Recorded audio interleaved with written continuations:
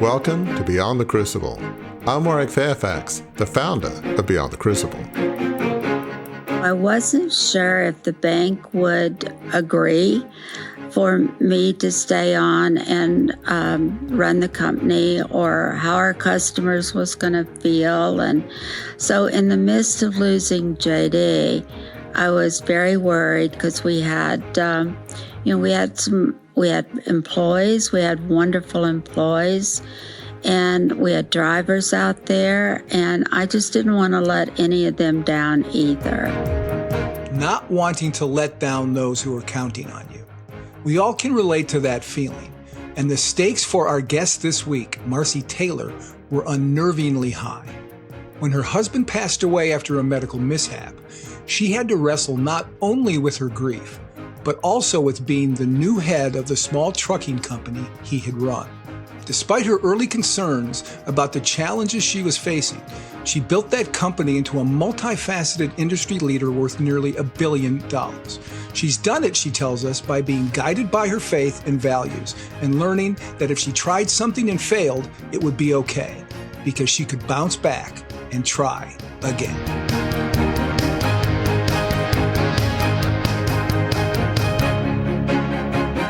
Well, Marcia, it's so wonderful to have you here on our podcast.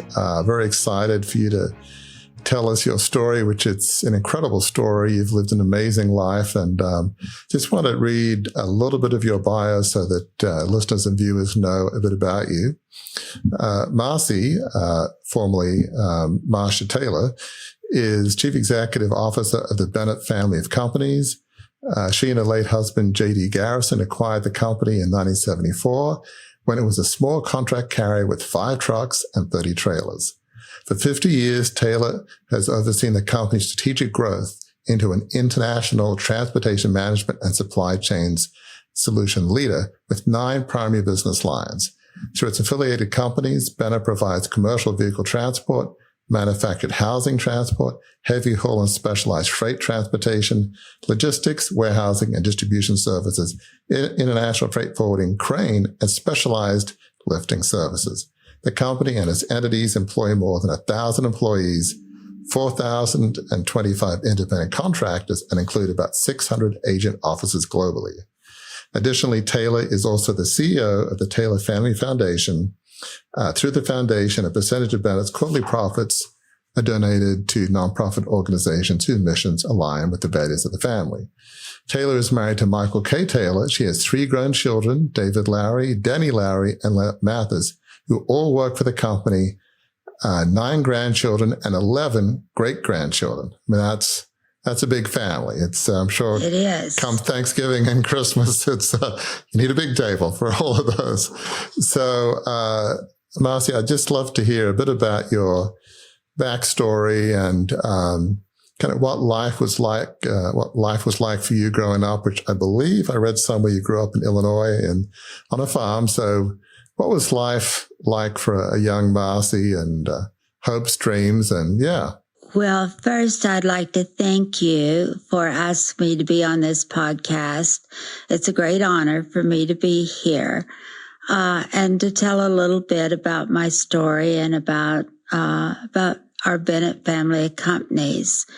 Yes, I grew up on a small farm in southern Illinois. It was a wonderful way to grow up. My grandparents lived on both sides of our farm, and we were 2 farmers. The only thing that we purchased at the grocery store was flour and sugar and things like that. We grew everything else.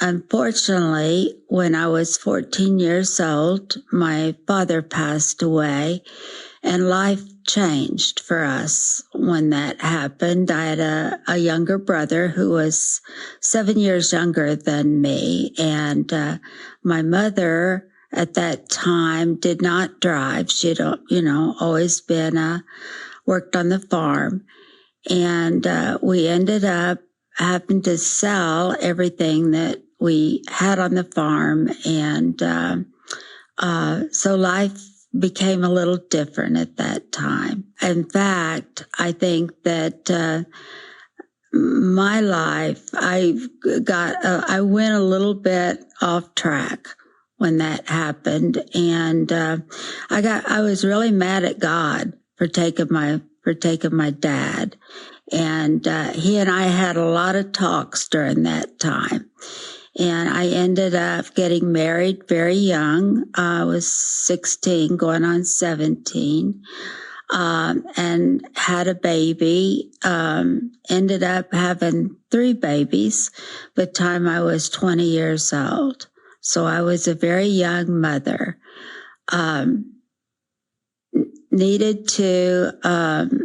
Really didn't have a way to make a good living.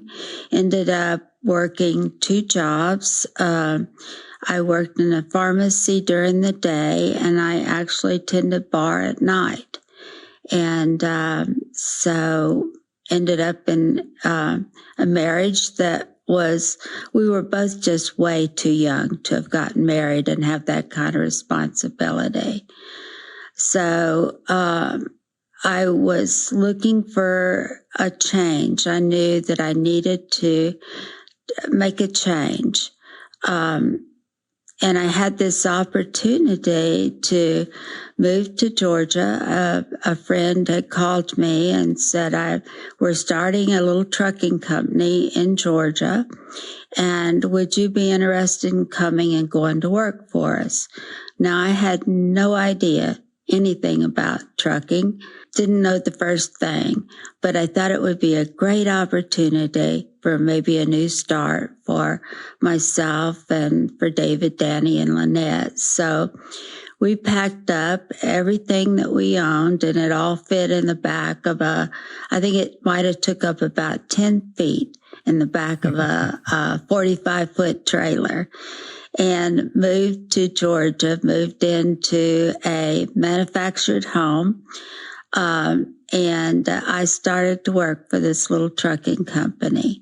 And actually, I started to work for JD Garrison.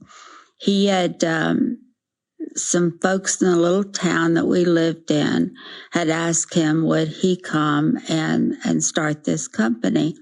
And what I didn't know when I was 12, 13 years old, my grandparents lived right down the street from JD.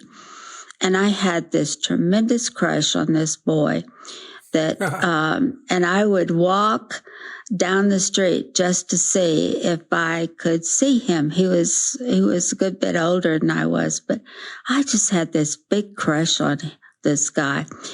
And when I got to Georgia, I realized that the man that I was going to go to work for was the guy that I'd had, or the young boy that I'd had a crush on way back when I was in Wayne City. So, we ended up, getting married. So I went to work, and we were in this little mobile home behind a truck stop.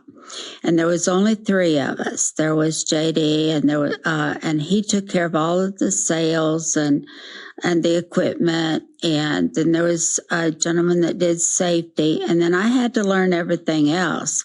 I had to learn everything from fuel tax to billing to settlement. And, but it was great because later, as the company started to grow, it was good that I knew how to do those things. Yes, obviously the first huge crucible was losing your dad. And you mentioned another, somewhat crucible, you had a challenging relationship with your first husband. But then as you mentioned, you married J.D. Garrison, and then there was another crucible that changed the course of your life, one of the biggest crucibles. So talk about what happened with JD and how that just completely upended your whole life, and you had 3 young kids, and talk about that whole experience. Certainly. Well, when we first came here, we came to work for a little company called Specialized Truck Service. That was in 1971. And then in 1974, JD and I had the opportunity to buy a little small trucking company. We actually bought it on credit. I think a gentleman by the name of George Bennett had this company. His health wasn't good, and he wanted to sell it. They had 15 trucks, 30 trailers, and 2 small contracts, one Sunshine Biscuit and Ford Motor Company. And we had $500. So we bought it on credit, and we had $500 the day that we opened in the bank. You couldn't do that now. But, so it was a tough way to start, but we had such good customers that, we would bill out all of our freight during the week. We would, go take our bill to Sunshine, and they would write us a check on Thursdays so we could make payroll on Friday. And we never, ever missed a payroll, but it was a tough way to start. And so we had a lot of really tough years at the very beginning.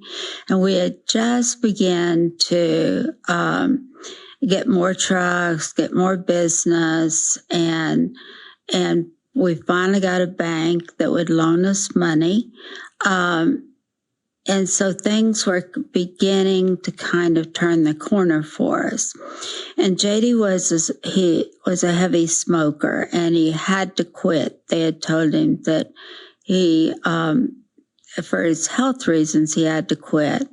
So he and I had gone to Houston to look at, we were doing a lot of work with the railroad, and we had gone to look at the location, and we saw a sign for stop smoking clinic. And so JD said, I'll try anything once. And so we made an appointment while we were there and went to this clinic. They gave him some injections. They injected him in his ears and his nose and his throat. We came back to Georgia, and a few days later, he was not feeling well. And he never not worked, but he said, I've got to go home. I'm just not feeling well. So he went home. And when I got home that evening, I could tell he was really not doing well. So I called a friend of mine at work, and we took him to Atlanta to the hospital, thinking we were just going to be there for a few hours. And they looked at him, and they told me, they said, look, I think we're going to take him up to ICU. And so they did, and we were in the waiting room, and they came out in a little bit, and they told me, they said, you need to prepare yourself. I don't think he's going to make it. And I'm like, how could that be? But they had injected, the doctors had injected a gram-negative. We found out later, we did not know at the time. They had injected a gram-negative bacteria into his body. And his face and his neck started swelling from the infection. And he couldn't breathe. They had to put in a breathing tube. And so for about 3 days, he was on this breathing tube, and it was just touch and go. And we were all just praying. It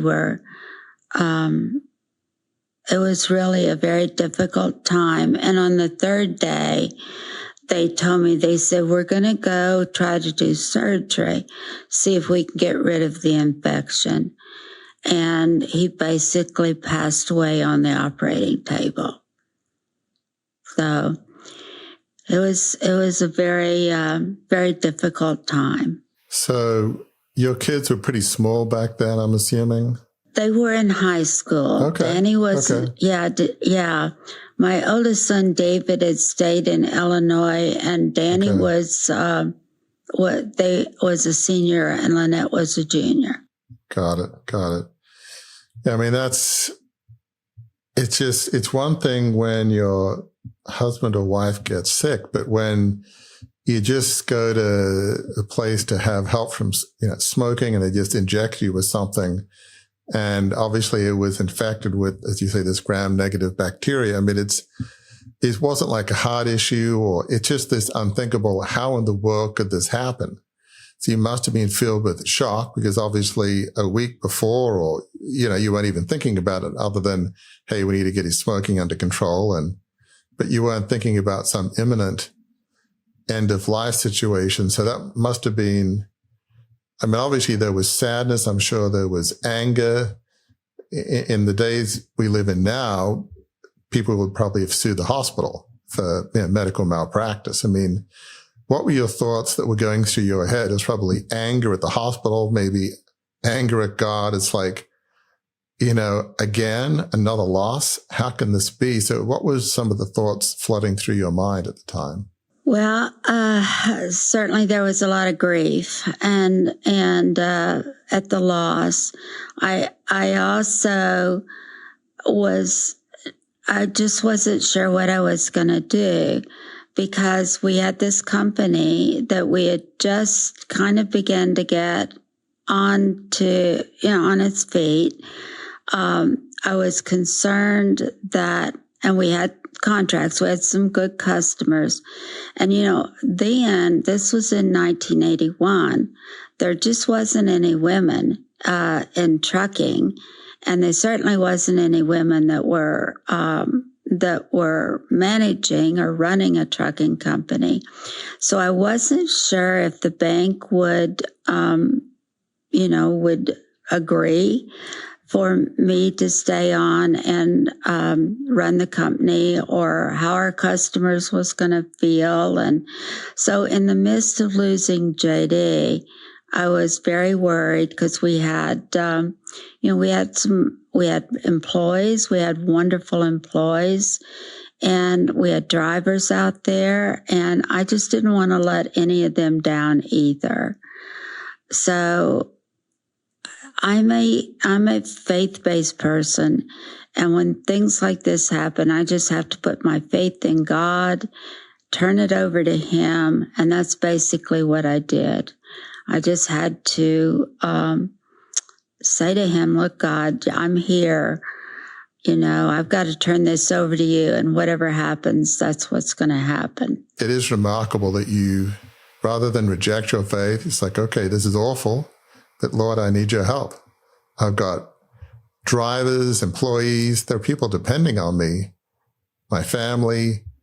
I've got to move forward. So you didn't just sit there in anger or grief. I'm sure that was there, but it's like, okay, I got to find a way to move forward. You were in a very challenging position, as you say. It's very rare back then for a woman to be the owner of a trucking business. But so talk about that, because not everybody makes that decision. You made a decision. I got to move forward. People are depending on me. How did you make that decision? Because not everybody makes the choice you made. Well, we had some wonderful people that worked with us, and we just all sat down and we talked about it, and we said, look, we didn't have any money. We still didn't have any money. And really, what else was I going to do? And, as I said, I still have a family. And so we said, we're going to do the best we can. And, we're just going to move forward. And so it was a really dark, kind of difficult time. But, I think God just come beside me. And, the days that I felt I didn't know what to do. I just leaned on Him, and He just got me through. For probably the first year, I don't even really remember that first year after JD died. I actually think work was what I needed. I came to work and I did, what I needed to do. So did you have any friends and family, I'm sure employees, coworkers come alongside you and kind of, I think maybe there's a time when Moses was in the desert, it was Aaron, or a couple of people kind of held his arms up. I mean, sort of a proverbial thing. Were there people that were, in a sense, holding your arms up? I mean, obviously you're a very strong person, but, we all need people to come alongside us. Did you have those people in those early challenging days? Oh my goodness, yes. Drivers. We had, in fact, one of the ladies that I was working with us is still working today. We've been together 52 years now. And so, so wonderful people. We just all worked together and leaned on each other, and it was great. And God brought some amazing people that helped us, find additional customers. And yeah, it was amazing. There was an article that I read about you from one of the myriad awards that you won that Warwick didn't have time to talk about at the start of the show because there's so many of them.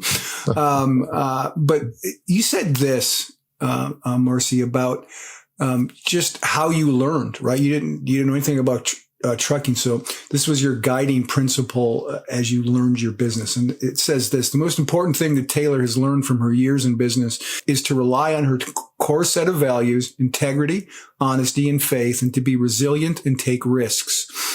And then this is a quote from you. "I had to learn to be fearless," she says.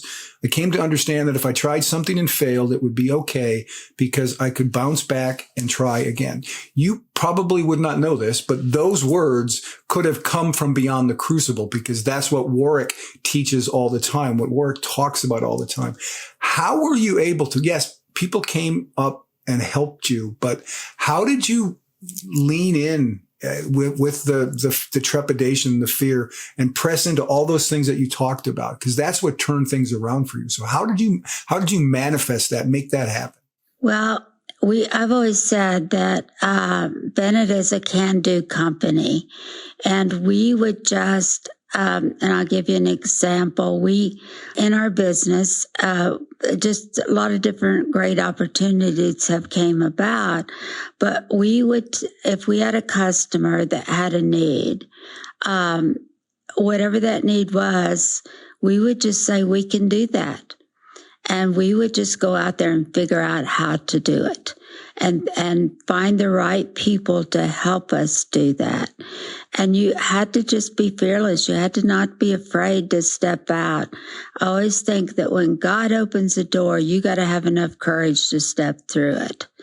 And so over the years, we're actually made up of 14 different companies that do 14 different types of transportation. And we're almost $1 billion company. Hopefully this year we'll cross that threshold.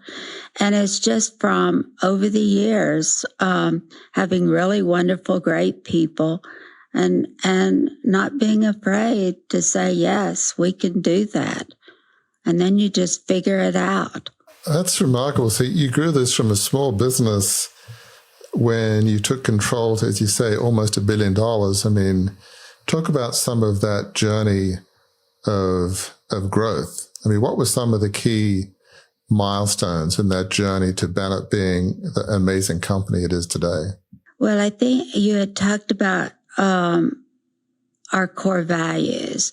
So one of the things that we did very early on is we established a list of core values, and of integrity, the fact that we're a faith-based company, financially responsive, safety is priority one. And we've just always, no matter what we did, we tried to live by those values. And so over the years, as I said, we have a customer that had a need, and we would find a way to fill that. What that did then is lead us into another type of business, like we got into the drive-away business. We're probably one of the largest non-unionized carriers out there that does drive-away. And what that basically means is that we put drivers in any vehicle that is too large to be hauled. Then we got into, that led us over into manufactured housing. So we're the largest carrier that delivers manufactured housing and modular buildings in the U.S. We didn't start out to be the largest company, but because we just worked hard and figured out how to do it. And as I said, we had some incredible people come along. We've grown organically, and we've also had the opportunity to purchase other small trucking companies that were family-based. We're in our third generation now, and other companies that have been family-based have kind of joined us. So we do international business. 3PL, logistics. We have a crane company. We move heavy, high, wide. So we touch most areas of transportation. It's really a remarkable story because here you were as you didn't have, obviously, the opportunity to have the education that others had. You almost didn't really have the opportunity to sort of work your way up because it was just thrust upon you at a relatively young age. And here I am, obviously you have this can-do attitude, and somehow you've used your resilience and your faith to grow this large business. I mean, there aren't many that have done what you've done. It's a remarkable story.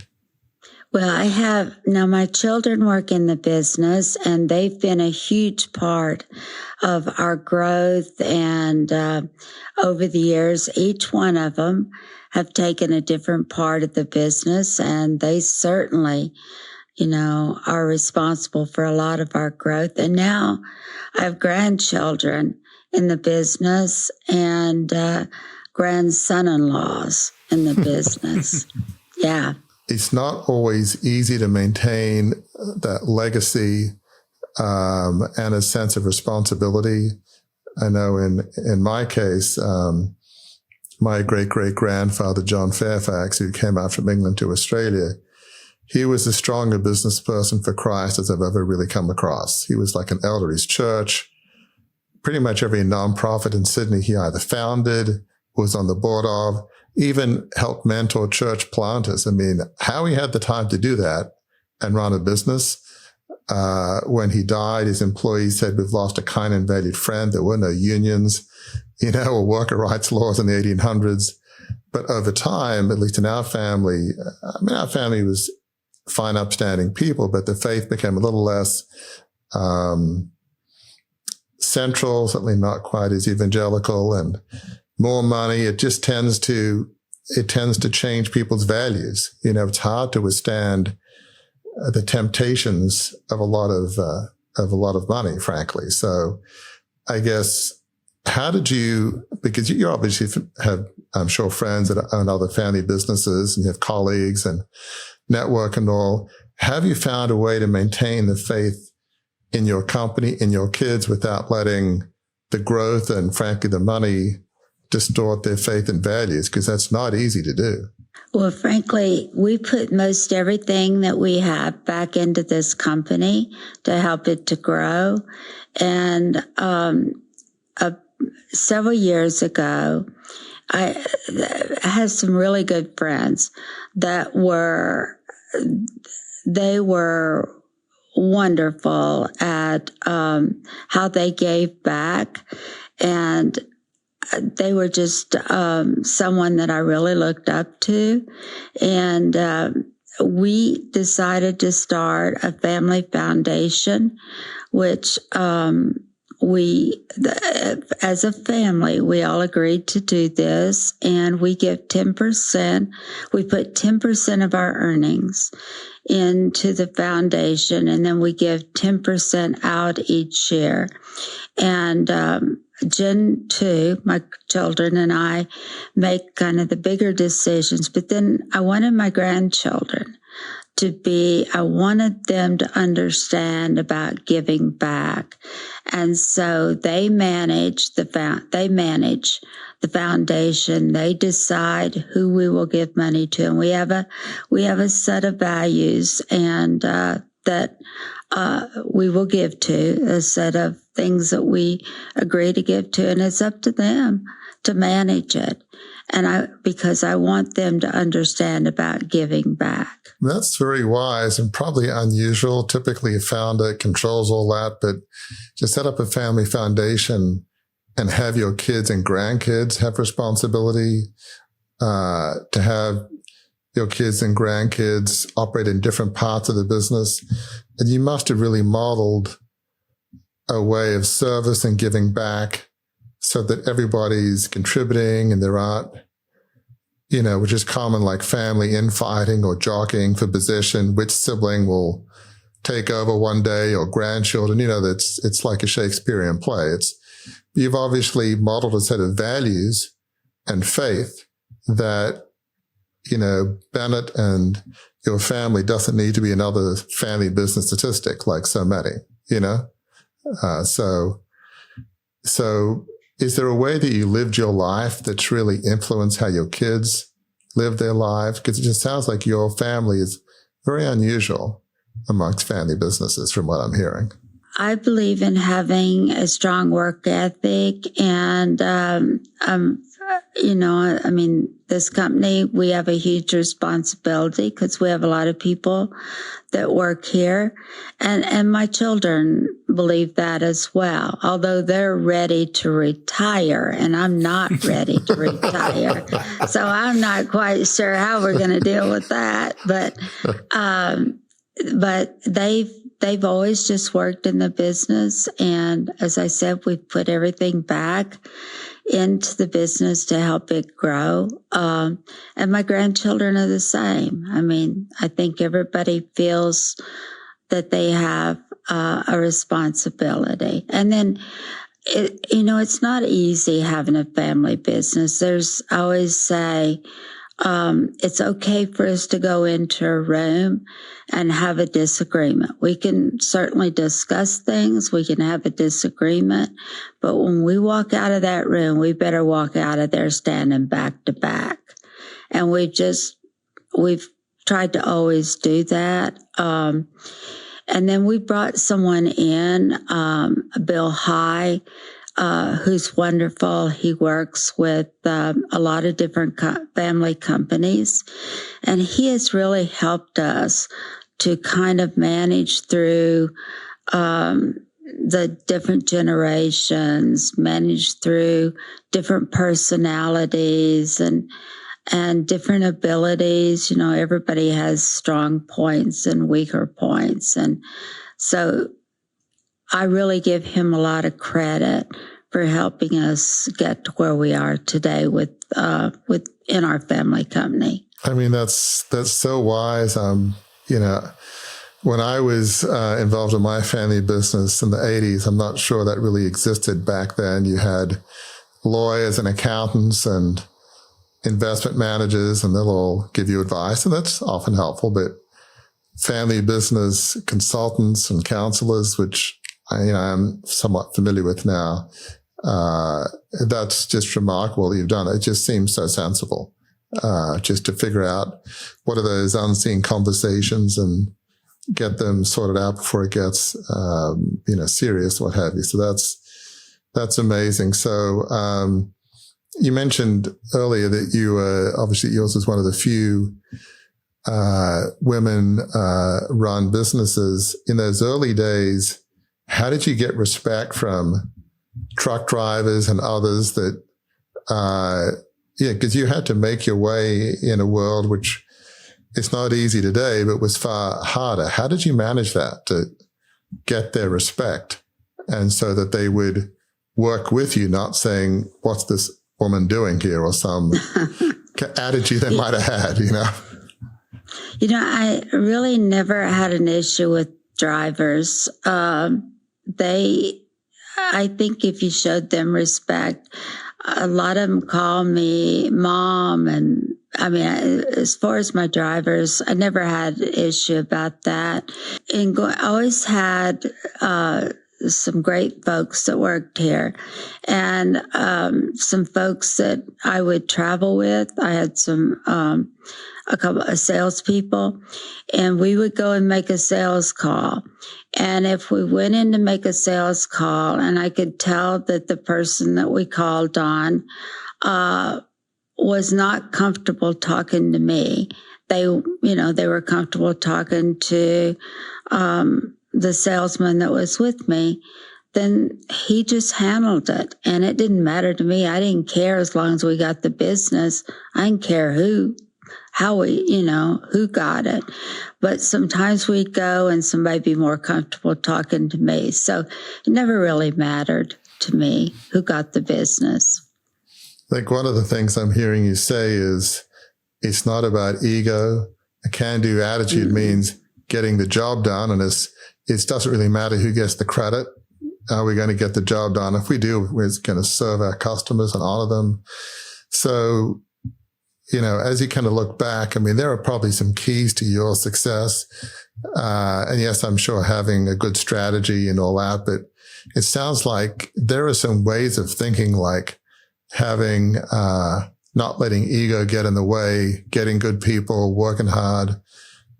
As you think back, there's some other keys to your success and Bennett's success. Well, I think you have to treat people.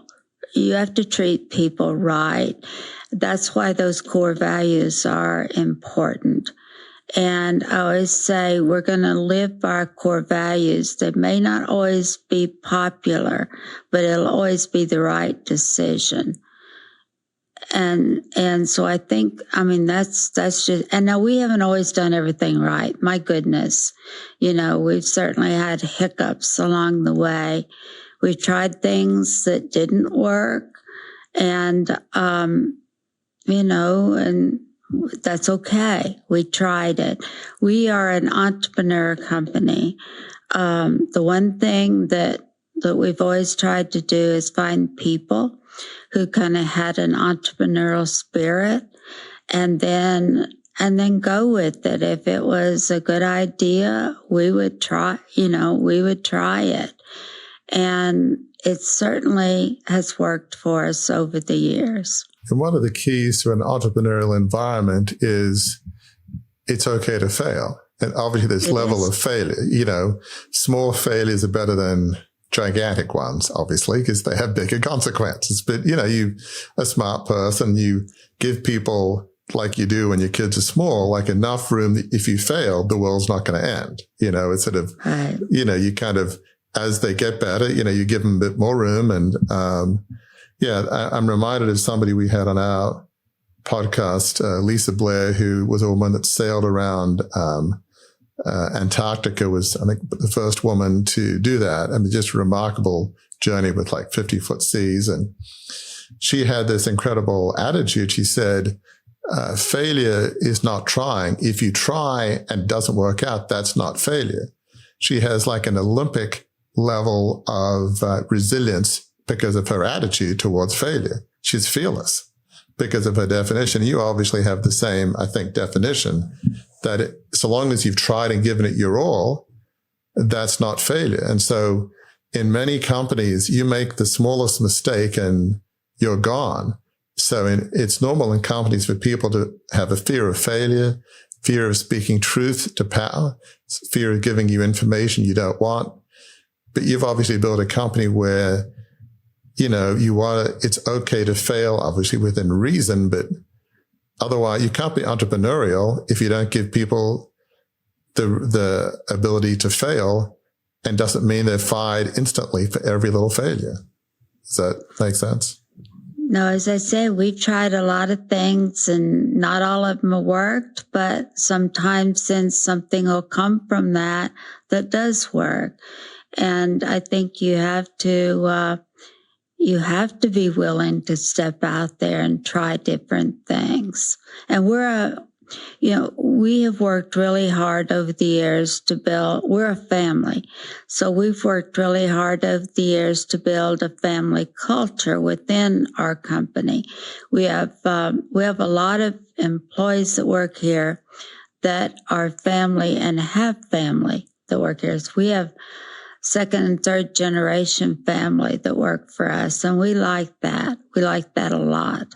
Yeah. And you obviously treat people well. You looked at some of the videos on your website, and it's clear that you have a lot of employees that have been at Bennett for decades, who love being there, feel treated well, who feel respected and heard. It's not easy to find a company where, you've got to work hard and, perform, but that you're respected.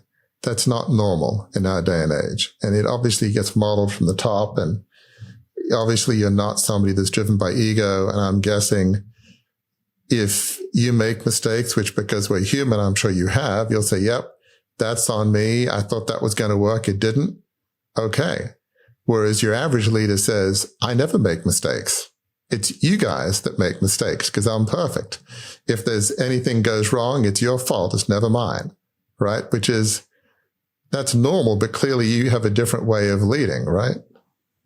I'm laughing because we had a symposium this weekend, which we do every year, and so a lot of our folks out in the field, a lot of our home office folks are there, and it's a weekend of celebration their achievements and awards. And so we have this big awards banquet that we had on Saturday night, and I got this idea how we should have these little cowbells that they were Bevan bells that celebrate the 250th anniversary of America, and it would be fun to have that.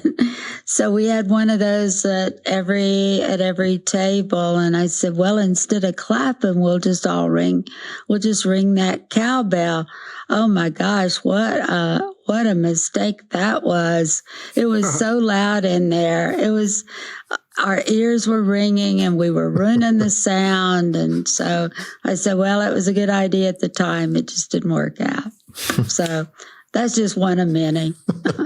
You've talked a lot about legacy in this discussion. One of the things that we're recording the podcast right now. And one of the things that you see as fueling your legacy moving forward is a podcast that you have, which is, I'm jealous that you came up with the title as creative is driven by faith.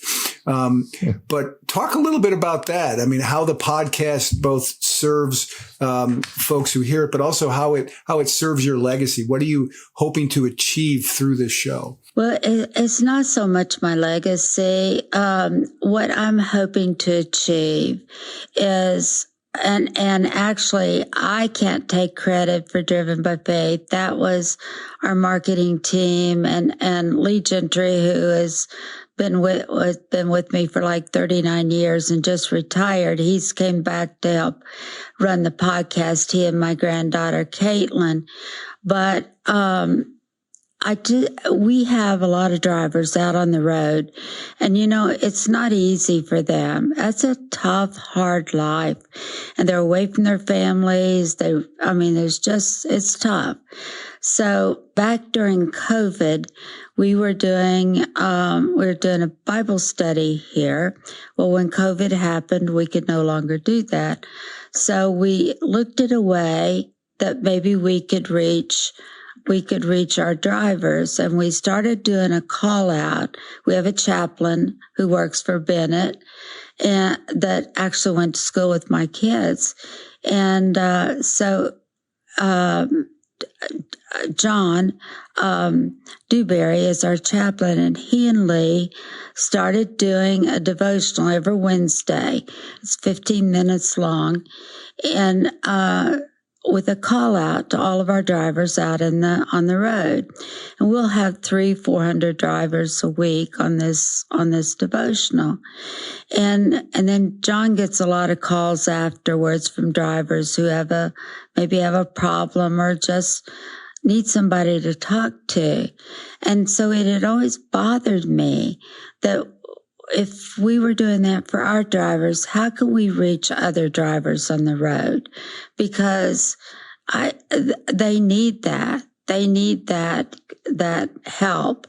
So when we started talking about doing a podcast, we wanted it to be we call it Transportation Nation. We wanted it to be a positive podcast about what is happening in the trucking industry. Where can you come and learn about our industry and what's happening right now? And so off of that, we said, okay, let's start doing a Driven by Faith. I want to do a spiritual podcast that we can put out there that would hopefully reach other drivers that's in the industry. And so that's what we started to do. They're usually about 12 minutes long. We're trying to bring people from different parts of the trucking industry in to help give a good message to our drivers. And if we can encourage one driver out there on the road, then we've served our purpose with it. But we're just trying to figure it out. It's new and we're getting our feet under us and we're trying to figure it out. And then we're now able to post the devotionals that Lee and John do on Wednesday out on YouTube so that if drivers can't listen on the call out, they can go find them on YouTube. So, Marcia, as you look back on your life and what you've done at Bennett, what do you feel like God has taught you over the years? Because I have a feeling God has taught you a lot. Oh, he certainly has. I think he mostly has taught me to just lean on him. That's because if I have a decision that I have to make about something, I will always try to sleep on it. And I just have to learn to have to wait. Probably that's the hardest thing because I'm impatient is waiting for the answer to come. And it always comes. Yeah, Scripture talks about that still small voice of God and just waiting for that. At least for me, I often feel like it doesn't so much matter whether I have peace. Do I feel like I have this peace about what the Lord is telling me?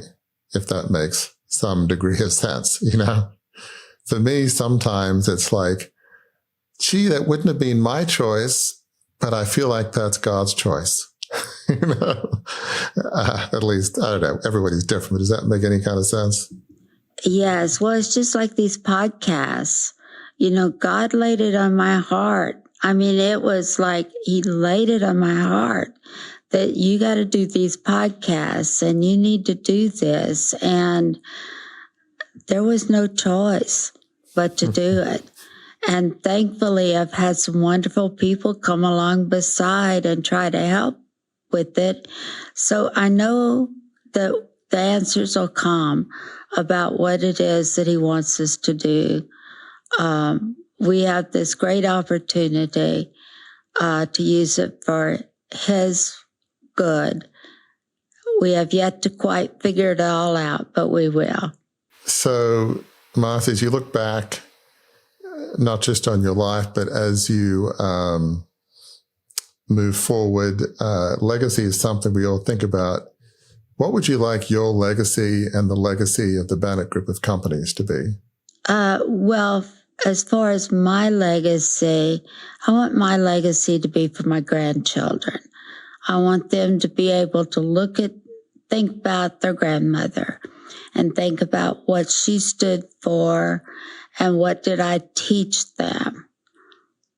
that's what I want my legacy to be for my grandchildren. Folks, that sound you heard, if you've listened to the podcast, it's usually the captain turning on the fasten seatbelt sign to say we're about to land the plane on this conversation. But come on, we're talking about the trucking industry. So that sound you heard was actually a truck's horn indicating that it's time for us to hit the brakes on this conversation. I would be remiss as we do that, though, Marcy, if I did not give you the opportunity to let listeners and viewers know how they can find out more about all that you do at Bennett. So is there a good place on the World Wide Web that they can go to find out more of what you're doing? Sure. They can look for Bennett Family of Companies. They can also look for Transportation Nation on YouTube, and they'll find us there. So, and thank you very much for allowing me to be on your podcast. I've certainly enjoyed talking with you today. Well, that's awesome. And you're going to get a chance to talk to Warwick one more time, because I always throw it back to Warwick for a final question. So, Warwick, take it away. Marcy, there might be somebody listening and watching today. Maybe they've lost a loved one, a father, a spouse. Maybe they've lost a business. And they might be feeling angry at themselves, angry at God, angry at other people. They might feel there's no hope. What would a word of hope be for somebody that maybe today might feel like their worst day? You know, for me, it's faith. I have to just go to God in faith, and that will help see you through. Folks, I've been in the communications business long enough to know when the last word's been spoken on a subject, and our guest, Marcy, has indeed spoken that word. In fact, she spoke it so quickly, I didn't know I was going to have to do an outro. But bravo, well done, Marcy. Warwick, we just talked to Marcia Taylor. Fascinating story. I'm going to make it hard on you. What's like the one takeaway that you have of what Marcy talked about in her Crucible journey? I would say the words that come to mind are resilience and humility. She is not an ego-driven person. It's just remarkable. I mean, she's gone through some challenges, losing her dad when she was 14, and then she had a challenging relationship with her first husband. She got married at 17 and had 3 kids by the time she was 20. So then she moves to Georgia to work for this guy, J.D. Garrison, who she'd actually somehow through her grandparents knew a little bit many years before. And so here she is in Georgia. She's working for this guy. And just after that challenging first marriage, she ends up getting married to J.D. Garrison.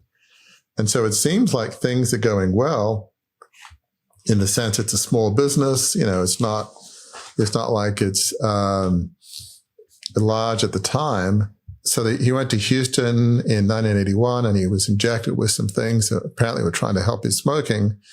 And there was some bacterial infection on that needle. Right. And it ended up killing him. I mean, it's just a crazy, crazy circumstance. So here she was at a relatively young age. She now had this trucking business that was still relatively small that she had to start in an age when in the early 80s, there were few, if any, trucking businesses controlled by women. And she grows this small trucking business in the early 80s to a business that's almost $1 billion. She has her 3 kids involved and her grandkids. And you ask her about how it succeeded. And she just says, well, we care about our customers. We have this can-do attitude. She doesn't go on about all the milestones and all the successes she's had and the challenges and the times it was on the knife edge. And she could have painted a very colorful story, and I'm sure that's true. But she has just such humility and such strong faith that she doesn't talk about herself much, if at all. She talks about her kids, her team, her employees having a can-do attitude, but she's this humble person who's clearly driven and resilient. And certainly one of the keys to her success is, as she says, if a customer asks for something, they find a way to say yes. They have this can-do attitude, and they've got these very strong values obviously is a person of very strong faith. She has a remarkable story that all the crucible she's had in her life, she didn't let her worst days, because she's had more than one, define her. Not once did she say, God, why did you let this happen? I mean, was she frustrated at times? Absolutely. But yet she didn't linger on anger. She found a way to persevere and overcome and say, okay, this was awful, losing my dad, losing my husband. This was awful. But what do we do now? I've got a family, as she had when her husband died. I got to find a way to move forward. I've got employees depending on me.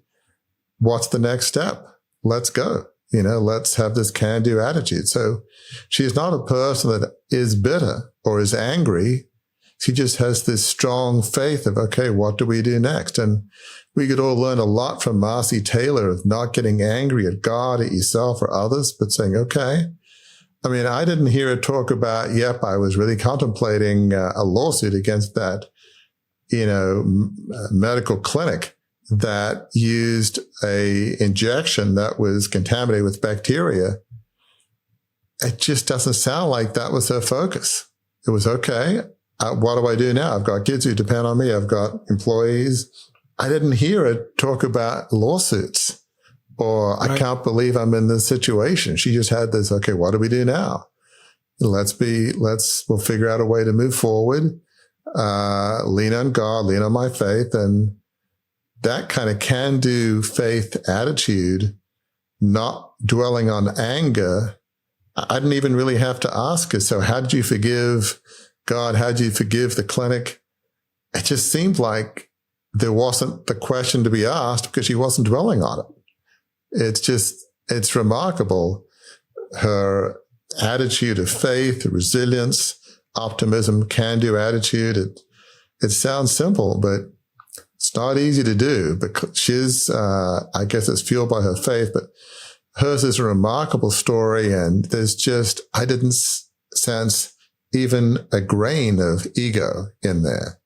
It's all about serving her customers, her employees, her family. It's just a remarkable story. So until the next time we're together, folks, please remember, we know your Crucible experiences are difficult. Warwick has described his many times on the show. Marcy described hers today. But guess what? As you heard here, they're not the end of your story. They weren't the end of Marcy's story. They're not the end of Warwick's story. They weren't the end of my story. They can be the start of a new story if you learn the lessons from them and move forward following those lessons. And where they can lead you to is the greatest destination you could ever want, and that is a life of significance.